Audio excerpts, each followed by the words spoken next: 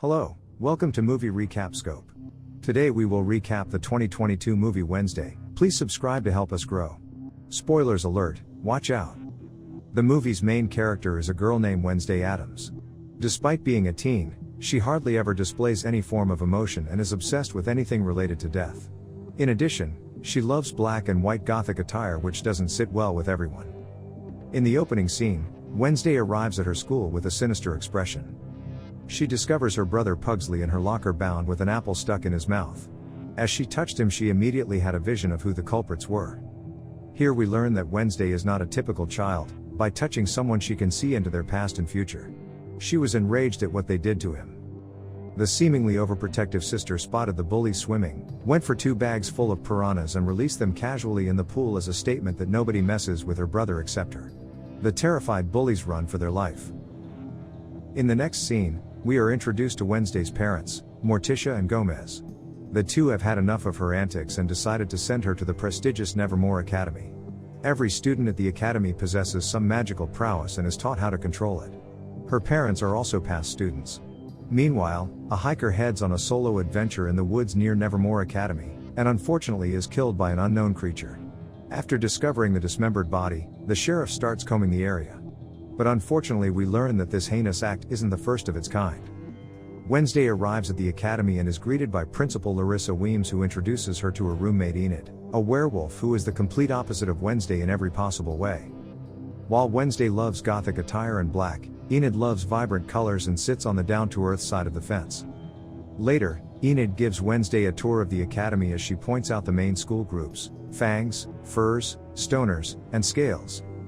Fangs are vampires, Furs are werewolves, Stoners are stunning with snakes on their heads, and Scales are sirens with the power to seduce. Enid also shows Bianca Barkley, the most popular girl in the school, with her ex Xavier Thorpe, a dead artist who can transform his drawings to life. Next, as the Addams family drives off, Gomez unleashes Thing, a chopped-off human hand whose duty is to watch over their daughter. The next day Wednesday joins the fencing club, where she goes up against the super-talented Bianca. They ended with equal points after going through their back-and-forth encounter. Hence they decide to take off their mask and fight until someone spills blood first. Soon after, a vicious battle breaks out between them as they match strides for strides. But in the end Bianca becomes the victor after she slashes Wednesday's cheek. Later, after being treated and on her way out, a falling stone gargoyle almost kills her. Luckily, she is saved by Xavier the death artist, who arrives right in time. Shortly after, she goes to her room but suspects she's being watched. She searches the room and discovers the hand Thing. Realizing that her parents are behind it, she threatens the Thing to be loyal to her or she'll lock it in her drawers. The terrified Thing had no other choice than to vow to abide. As a result of the piranha stunt, Wednesday has to take compulsory therapy. So Principal Larissa drives her to Jericho, a town outside of Nevermore, for her therapy appointment. She meets the therapist but discusses absolutely nothing with her. Instead, Wednesday has a more excellent idea in mind. Hence she asks to be excused and then escapes through the window. Outside, she accidentally bumped into a man and suddenly she has a vision of him being killed. Next scene, we see a terrified Wednesday going to a coffee shop. She runs into Tyler, the sheriff's son, who has mechanical problems with his espresso maker. The instructions are in Italian. Thankfully Wednesday knows a bit and fixes the device and requests a ride to the closest bus stop. But before Tyler could respond, some bullies showed up and started to tease her. When Wednesday tries to ignore them and can no longer stand them, she fights back and quickly knocks them down. Moments later, Principal Larissa and the sheriff make their way to the store, and after seeing the damage, an infuriated Larissa yells at Wednesday as they drive back out of town. While returning to the academy they passed a motor vehicle accident. The victim turned out to be the man she had picked up in her vision earlier. Later that evening, she plays a melancholy song on her cello on the balcony, while the werewolves can be heard howling in the distance. On the other hand, Enid, a werewolf herself, said she wouldn't join them because she didn't know how to transform.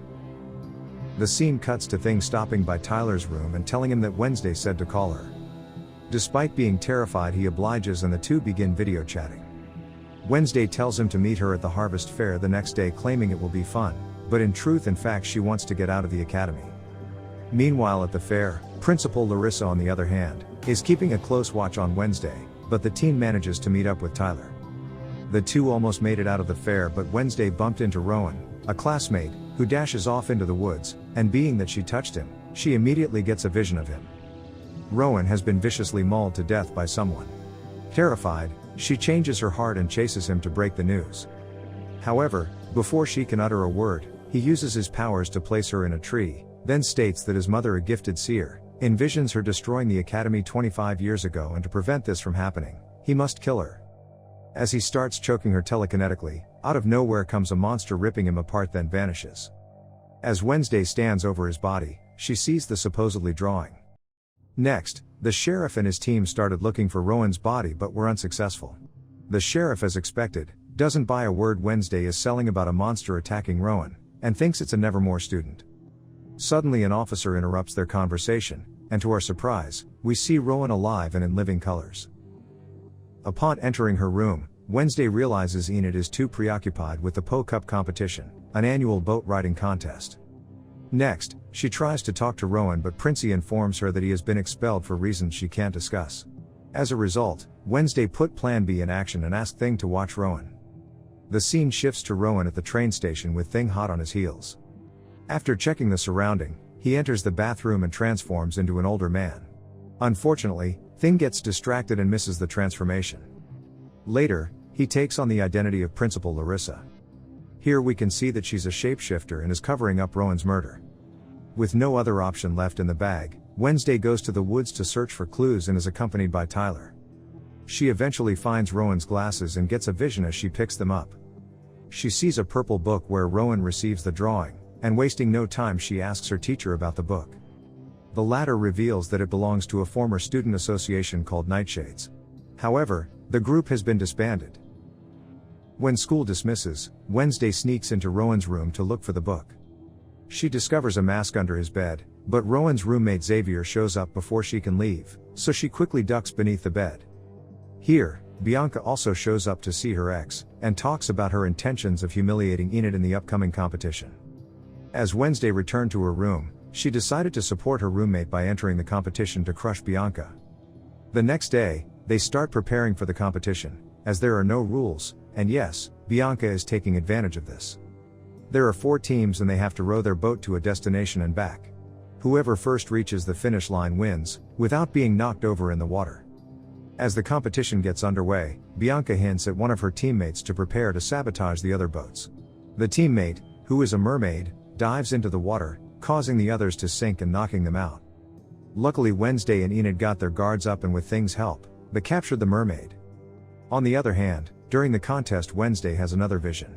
This time she sees a version of herself with blonde hair who informs her that she is the key.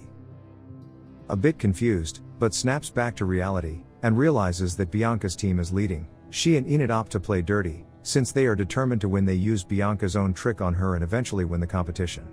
This marks the first time a non-Siren team has won a prestigious competition in 40 years. Later, Principal Larissa honors the victorious squad and presents Enid with the Po Cup trophy. However, Wednesday cannot endure the contest, and seeks comfort from Edgar Allan Poe, a past student of Nevermore Academy. Suddenly, she notices a symbol under the stone book he's clutching, the same emblem on the picture Rowan had when he was mauled to death. Wednesday quickly solves some riddles in the book and realizes the hint, snapping twice, so she snaps twice and mysteriously uncovers a hidden passageway. She finds Rowan's book where he has torn the picture. She put the book in her bag, but before she could go any further, someone hoisted a black bag over her head. Soon after, when it is removed, she discovers Xavier, Bianca, and a few other students who are members of the Nightshade Club surrounding her. It turns out that even though the group was disbanded, Principal Larissa secretly brought it back. Xavier tries to persuade her to join the group, but she declines and leaves. Next scene, Principal Larissa announces the annual Outreach Day, where Nevermore students will have to hang out with normies, by interacting with them at their firm. Wednesday informs Xavier that she thinks his roommate was murdered, but the latter doesn't think his roommate is dead, given that he was only expelled. Nevertheless, Wednesday showed him Rowan's mother supposedly drawing. Upon close observation, Xavier reveals that the man in the picture is the founder of Jericho, Joseph Crackstone. Later, Wednesday became a volunteer in the Pilgrim World, where Jericho's history is preserved. There, she meets her bookkeeping friend, a young boy named Eugene. The two starts talking, but are later approached by the Pilgrim's caretaker Miss Arlene. She gives them a grand tour and tells them about some of Joseph Crackstone's favorite artifacts.